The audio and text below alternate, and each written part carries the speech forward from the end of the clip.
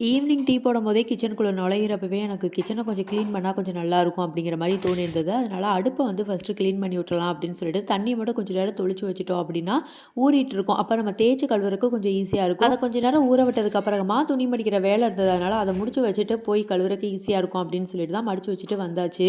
இப்போ நான் தேய்ச்சேன் அப்படின்னா, கொஞ்சம் ஈஸியா எல்லா அழுக்குமே வந்துட்டு தனிப்படியா வந்துருச்சு. அதனால எல்லாத்தையுமே கிளீன் பண்ணிட்டு, ஒரு ட்ரையான கிளாத்த வச்சு நல்லா தொடச்சு எடுத்துட்டோம் அப்படின்னா, ஈரம் இல்லாம நல்லாயிருக்கும். அந்தந்த இடத்துல எல்லாத்தையும் அரேஞ்ச் பண்ணி வச்சாச்சு. வேலை எல்லாமே முடிச்சதுக்கப்புறமா கொஞ்சம் சில் அவுட் பண்ணலான்னு வெளிய கிளம்பி போயாச்சு. ஹஸ்பண்ட் வந்து சிக்கன் ரைஸ் வாங்கி தந்தாங்க. அதனால அதையும் வாங்கிட்டு அப்படியே வீட்டுக்கு வந்தாச்சு.